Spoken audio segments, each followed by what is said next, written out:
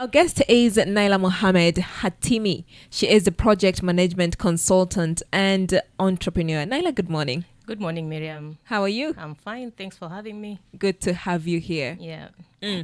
Now, Naila has had an experience for working with United Nations. My story. If you look at my mail right now, A lot of emails. yes, a couple of a few years back, utaona tu, when you receive a reject.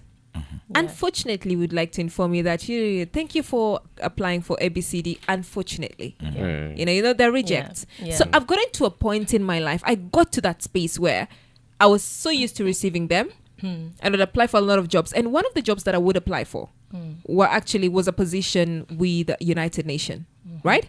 And nilikuwa nasema watu wanapata hizi kazi aje? How do they land these jobs? Naila, tell us your story. Thank you, Miriam. So this is a predicament that a lot of people wanapitia. And once people know you've been in the UN, they ask you the same thing. So that question has been asked to me by so many people. Yeah.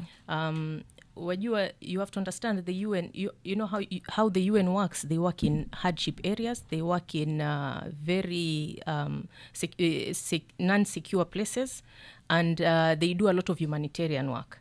So when they do that work, wajua yani ni kitu ambacho ni ngumu kwa watu wingi kutaka kufanya. So for instance, if Miriam, I tell you, can you go to Somalia to do work? Because those are the areas where they do work. The work that I did it in Dadaab, Kakuma, Mogadishu, and Hargeisa. Let me start with how I got the job. Kwanza, I had no job. I was in the same predicament with all those other people out there. Nafikiria, mimi ni mtu wa biashara, but it reached a point where I wanted to go into employment. So sasa nafikiria, how would I go into employment? I started thinking of ways, trying to apply. Of course, the experience is not there. A lot of people who apply to the UN, they don't have experience. So kwangu mimi, what I did was I took the decision to do work volunteer for so many places so that people could see the kind of work that I do and also build that network. Hii ni kazi ambao watu wengi huwa hawataki kufanya kazi za bure. But with that is the only way that you can build that network and let people see what you can do. So nilifanya kazi za bure kwa wingi. Nakumbuka sana hata wakati huo I had no money, just like everybody else. Sina pesa, sina nafasi ya kufanya mambo mengi. Sasa nikifikiria hizi kazi za bure nitazifanya vipi na nitajilisha vipi, hiyo nao ilikuwa ni ngumu. But I just pushed on. And I remember there was an instance where I was working in Nairobi also doing volunteer work. So I would travel to Nairobi doing volunteer work and then come back. Now tell me, how do I travel with no fare, with nothing? Yes. But the will is there. So I reached out to a friend of mine. Alikuwa nafanya kazi kwa one of the coastal buses hizi. Nikanamwambia, look, mimi nahitaji kwenda Nairobi kufanya kazi, lakini sina chapa. Sasa how would you be able to help me? Akanambia, sawa, mimi nitakusaidia. Wacha basi toke kwa station, wewe nisubiri mahali fulani, mimi nitakupatia free lift. Utakuwa unaenda. So I looked for the means, and I'm telling you, I slept on bus floors. Just to go and do work in Nairobi, volunteer work, nalala kwa relatives, then I take another lift tena back here. My parents never understood that. Walikuwa tu like, kwani unafanya kazi za bure? But I knew where I wanted to go and I wanted to do. So watu waliona kazi zangu, and with time I got recommended for a job in the UN. The UN hires people in different ways. They have a roster of candidates or pre-selected people ambao watu walikuwa wanafanya kazi kwa UN. They can go directly and select people who have previously done work there. That is simpler for them because getting into the UN system is a very difficult task. And a hiring manager has to take a lot of time to get you onboarded into that platform ya UN ambayo inaitwa Umoja platform. So if a hiring manager really wants you, they will have to fight for you. And it takes a couple of months, it can take maybe 1 month or more, depending on the type of job that you are hiring. So nilipata connection, kanajuana na watu, people knew my job, and then one time our UN sasa walikuwa wamekuja, they are an agency that are not based here in Kenya. In studio is our guest, and that is Naila Mohammed Hatimi. She's a project management consultant and entrepreneur. But we're talking about jobs. Why you're not getting that job that you are applying for? Naila has shared a story of working with the UN, how she got the job, and she's mentioned the fact that she volunteered fast at the beginning, and it was not easy, but it later on paid, and then volunteering as well. Now her network actually got her this particular job. I want us to look at the mistakes we make, or rather, how should we package ourselves when we are looking for jobs, or even when we're going for an interview? Okay. So first of all, ile mambo ya CV. You have to do a proper CV. Yeah. You have to write a good CV that explains what you do. Then, hata usitume kwanza, send it to a couple of people who have a lot of experience. Maybe watu ambao wameshafanya kuapply. Get feedback before you send that CV. So that at least people are able to rectify some few areas, wanakuambia fanya hapa, rekebisha hii, and then you send a proper CV that actually covers that particular role, and you should tailor make that CV to that particular role ambao una apply for. So do not have one standard CV and then send everywhere. No, you have to read the job description and then tailor make some of those tasks and use some of those terminologies ambazo zimetajwa pale, put them in there so that when they read your CV, they understand that you have that experience, or you can be able to do that job. So the CV is very important. Yeah. And then when it comes now to interviews, I've done quite a number of interviews also in my previous work, also in the UN. We were hiring people for my department because I had a component I was supervising. So when we send out a call for application, we'll call people, we'll tell them, look, apply for this job, and try it out. Yeah. You find CVs zinakuja, zingine mtu analeta hata one page CV. Sometimes you find people have really complicated the CV, hata kuelewa pia ni shida. Okay. Wanafanya madoido mengi.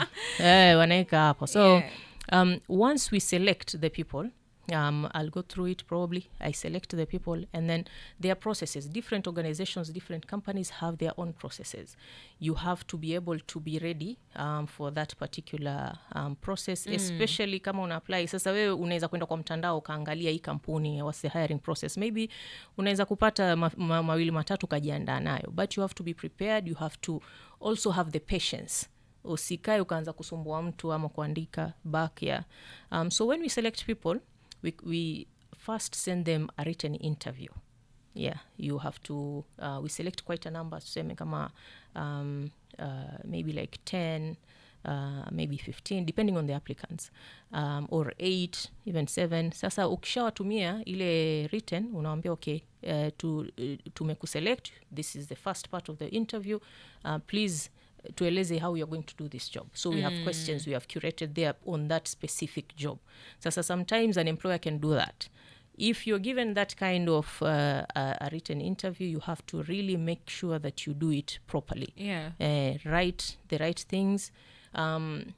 This is a problem when I was studying in university. We are doing project. I have a bachelor's in project management. But unapata kwa exams kuna maswali yale technical tunaulizwa, alafu kuna maswali yale applications. Sijui Emmanuel ushapitia application questions ambazo sasa wanakuambia you're a project manager, how would you do this and that, you're in the field doing this project. Swali dogo tu pale kwa experience, kuna imetangazwa kazi pale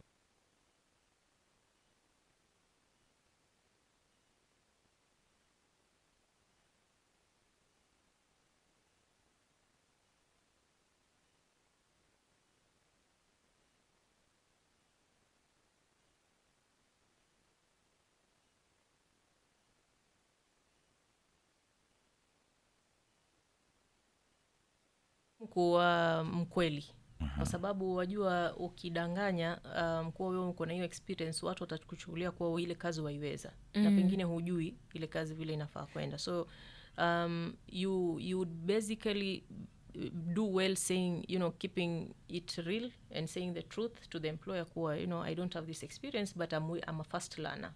Yeah, I can learn fast, and I can also be able to yani kujisongeza mbele, or I work with minimal supervision, niko tayari kujifunza, I'm willing to show also what I can do. Sometimes nimeona watu wengine wanakwenda wanasema niache nifanye kazi for 3 months hata kama hutanilipa, lakini let me show you what I can do, and also how I can learn, how fast I can learn, and then from there you can proceed. Sasa watu wengine upata kazi through that, but if you don't have experience, don't lie you have experience, kwa sababu it's just a short road ahead. Utajulikana tu na utasukumwa nje. Yeah. So still it means ukiona 5 when they are saying they need experience, they have a reason why they need experience. Maybe it's a position ambayo iko very hectic, they don't have time to train someone, they require someone to just come in and do their work, or maybe they just have very little time to train them on how they do their work there, but anajua huyu mtu anaelewa hii kazi ikoje.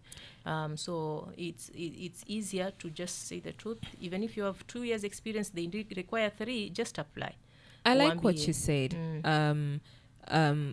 That bit where you say that you can work for a period of time, like just hire me, let me do it as I gain the experience. Yes. I did that a lot starting off in my career. Yeah. I remember one time I went to my boss and said, what more can I do? Yes. Like it was that, I was just like, what more can I do? And he looked at me and said, okay. And I said, I know I've done this and I've done this, so what more? What else do you need me to do? And for me, that built me faster in my journey, kabisa, because I was willing to get dirty. I was willing to learn every single thing. Yeah. So I think what the young person needs to learn is that there are processes, and for you to get that experience, it's not instant. Yeah, and for your employer, as you've said, wajua ukifika mahali kama wewe sasa ni employer, you have too many things. Yeah. There's too many demands, too many frustrations, too many things not working. You require people to come and, offload your ile kazi yako, so that they can lessen your burden for you and make your work a little easier. So the idea is for you to go into an organization to help them lessen that load and make their work easier, so that they can achieve the results they are looking for. Yeah. It's not for you to go there and start, causing more problems. They don't want that. They want someone who anaweza Solution oriented. Results. And the way you've talked about it, you approach the boss, I'm sure he or she alikuwa very appreciative for that. He was. Let me tell you, up until now, I still have that network. Yeah. And he would still call and say, are you looking for something? Exactly. That is what that did for me. Yeah. Yeah, and that's how you build that network. Yeah. And that is someone who knows you get things done, who appreciates you, and who can vouch for you. Yeah. And that's very important, because if you're looking for something or if you have a problem, anaweza kwenda akakusaidia, kwa sababu anakumbuka alipokuwa anafanya kazi na wewe ulikuwa unamsaidia. You are lessening that load for him, and you are making things easier, and you are getting results. So that's very important. Young people need to understand that when you get into a job, it's not about jokes, it's not about being on your phone, TikTok, posting. Kwanza hizo vitu pia huwa si mzuri sana. Make sure you're very professional. You go into a job, be professional, help the employer to actually reach where they want to reach. Yeah. Okay, mimi swali langu litakuja na mfano. Kuna mtu mashuhuri tu ambaye namjua, aliomba appointment na mtu mkubwa tu mwenye kampuni yake, organization yake, akapata appointment, lakini kila akiingia kwenye appointment yule mtu yuko kwenye simu yake, like ni kama hamsikizi mara 3 mpaka jamaa pia naye akachoka. Lakini akaja akagundua huyu mtu anapenda golf, na yeye pia ni mchezaji golf. Hiyo siku akaenda kule kwenye golf, ilikuwa ni deal la shilingi milioni 22 hapo. Akaenda kule kwenye golf, wakakutana. Walivyokutana kule, yule jamaa akampatia masikio, sawa, na akamsikiza. Kisha baada hapo akapiga simu ofisini, fanya hivi 1 2 3 4 5 6 7. So hiki kitu unaweza ukakizungumziaje, kwamba huyu hapa ofisini hana time, hanipatii masikio, lakini sehemu nyingine kule amekwenda kule, amenisikiza. Mazingira ndio anachangia hii ama ni kitu gani? Ni mazingira. Sometimes mtu anakuwa akiingia kwa ofisi, kuna zile stress nyingi, documents iko mbele yake, watu wanamwambia, masimu. Sasa wakati ule period yuko kwa ofisi, he's going through a lot of things, na he has to achieve so many things, or maybe vitu vimekwama. Sasa ako in a stressful environment. But yeye vile ulivyosema alikwenda kampata in a relaxed environment. So the guy was alikuwa amerelax, he was able to listen, kwa sababu alikuwa kwenye mazingira ambayo yalikuwa yanamkubali yeye kusikiza. Yeah, so that person did a good job, because he understood that this person alikuwa na shida, but when he saw that there was a place that I can find him na niongee naye, hiyo ili work. So for other young people, sometimes unaweza pata mtu, it could be opposite. Okay. Umempata kwa hiyo golf, lakini yeye hataki kuongea mambo ya kazi. Alright. Ukampata kazini ndo akataka kuongea. So it's a matter of doing your homework. Try to read that person. Try to read the room. Is it a conducive place for you to talk? Is there too much noise? Is this guy distracted? Ama yuweza kukusikiza? So then now you approach that person in a relaxed environment. If unaona kuwa hakusikizi, haja kupatia muda, in a relaxed environment, but usimbombard na messages, calls, nini. Hizo vitu ndo huwa zinaudhi watu. Okay. Anaweza kukuona mahali alafu akakukimbia. Kwa sababu ya hivyo messages. Naila, you've said something that I saw on Saturday. We do it a lot. You know, when we're in spaces, as ingine, you're in a space, when we're talking about networking, Yeah. you're in a space with people that you want to talk to. Na ni mwana Naila ni wa ile organization, na inaweza nisaidia, niko na Gona pia ni wa hiyo organization. So during that whole process of networking, we meet people, and our first approach is usually, what can I get out of this person? And I feel like it's a mistake, because I'm looking at what can I get out of this person, not knowing that maybe today is just one of those moments where this person really just wanted to breathe, you know, to take a break. What do you do where I see Naila, and Naila works for an organization that I really need a service from, but then also I don't want to bombard you and make it look like when I see you, I just want to get something out of you. Yeah. What's that balance? So generally what I would say would be, you can try to find something in common with that person. Okay. Or maybe try to explain. Wajua kitu ambacho watu wengi pia wanataka kujua ni information. Sasa if you're in that environment, uza kuambia, hey, by the way, did you see this, there's this organization imefungua, there's this event wamefanya, and I've worked for them, this is what we did, this is what we achieved. You are trying to somehow have a kind of like a short discussion, yani a nice bonding discussion where you're providing information of value to that person, but in a nice way. So you're bonding with that person, unamweleza na kujua wewe ni nani. You're not saying kwa wewe wataka kazi. Kwanza usiongee mambo ya kazi, wataka kitu kutoka kwake. No, hiyo kitu acha mwisho kabisa mpaka yule mtu akutrust. Yes. Ukianza kupata communication from that person, unampigia simu anashika, now you know that person has trusted you to a point kwa sasa unaweza kuja approach baadaye ukamwambia, hey, by the way, niko na hii, but you have shown your value, you have given that person value in that space. Okay. This has been insightful. Thank you so much. Thank you too.